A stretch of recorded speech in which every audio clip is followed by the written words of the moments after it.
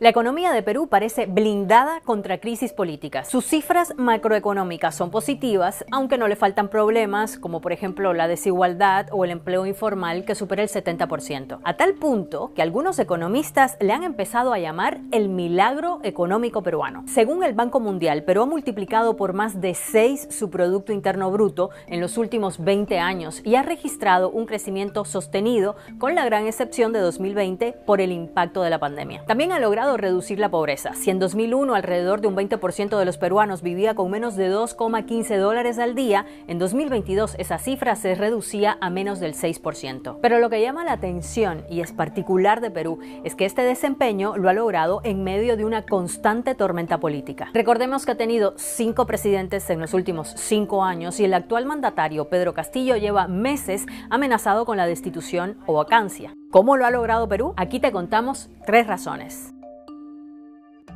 La primera es la independencia y autonomía del Banco Central de Reserva del Perú. La Constitución de 1993, vigente hasta hoy en Perú con muchas modificaciones, fue impulsada por el expresidente Alberto Fujimori. Según sus críticos, sirvió para legitimar a un régimen autoritario, pero al mismo tiempo el texto otorgó independencia al Banco Central en uno de sus artículos. En opinión de algunos expertos, como la investigadora del Centro de Estudios Peruanos, Carolina Trivelli, esto ha permitido tener una gestión técnica y profesional independiente. Y esa palabra, independiente, es fundamental para un banco central, pues evita las presiones políticas que puedan obligar a sus funcionarios a tomar medidas de corto plazo o respondiendo a presiones de grupos determinados. El directorio del Banco Central de Perú cuenta con 7 miembros que son elegidos por el gobierno y el Congreso. Esas designaciones han generado más de una polémica y rivalidades políticas en Perú, pero una vez han sido designados, los funcionarios pueden actuar de manera independiente. En Perú, la Constitución establece que es el Banco Central el que debe buscar una estabilidad de precios en el país,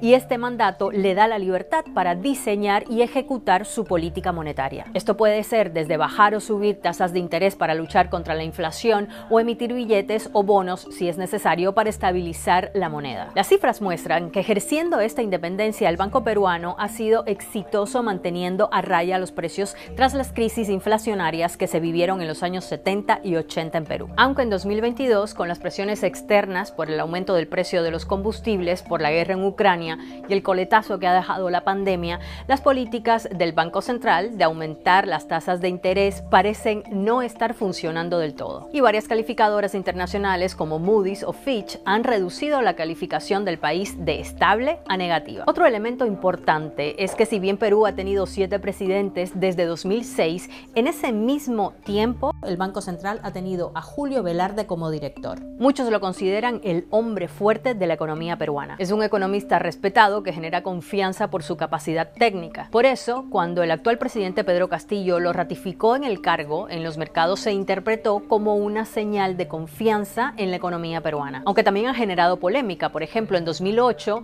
fue blanco de duras críticas por sugerir que en los techos de los barrios pobres de Lima se podrían sembrar hortalizas para sentir menos la inflación. Pero en esa estabilidad monetaria hay otro elemento crucial. El banco ha logrado acumular más de $74.000 millones en reservas internacionales, unas de las más altas de América Latina en porcentaje del PIB. Con esa gran cantidad de dinero como respaldo, el banco puede movilizar grandes sumas en caso de necesidad, como a menudo hace para evitar bruscas devaluaciones del sol con su política de la flotación sucia. Este colchón importante de dinero es también uno de los motivos por los que Perú es uno de los países con menos déficit fiscal en la región. Representa un 2.5% del PIB y es otra de las razones de su sólida economía según el Banco Mundial. Según varios expertos, este bajo endeudamiento del país concede margen de maniobra al ministerio encargado de la política económica del gobierno y así puede continuar creciendo económicamente. Por ejemplo, según el gobierno, este 2022 la economía peruana cerrará con un crecimiento de 3.3%, una cifra superior a la subida del 2.2% que tuvo en 2019 antes de la pandemia. Otro elemento que hace a la economía peruana resistente a las crisis políticas es que el modelo económico está blindado en la Constitución. La misma Constitución del 93, de la que hablábamos al principio, impide en su artículo 62 que los contratos firmados puedan ser modificados por leyes posteriores. Y esto da mucha seguridad a compañías que quieren invertir y que buscan seguridad, porque así tienen la garantía de que las condiciones de sus operaciones no se verán alteradas, sea cual sea el contexto político. Dicen que aunque por una parte esto ha permitido al país captar inversión, por otra le ha quitado al Estado poder de negociación en contratos clave, por ejemplo, en el trato con las multinacionales en las exportaciones de las materias primas. Pero a pesar de estas cifras macroeconómicas exitosas, no se puede decir que se han resuelto los grandes desafíos económicos del país. Hay muchos que dicen que estos números no se han repartido con justicia y que el Estado tiene una deuda pendiente para mejorar servicios vitales para los peruanos, como la educación, la salud o el abastecimiento de agua.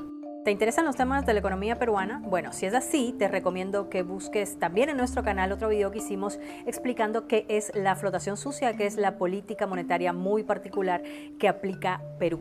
Cuéntanos aquí abajo qué te pareció este video, dale like y compártelo si te ayudó a entender un poco más acerca de cómo se comporta la economía en ese país, y si todavía no lo has hecho, suscríbete al canal. Nos vemos en el próximo. Chao.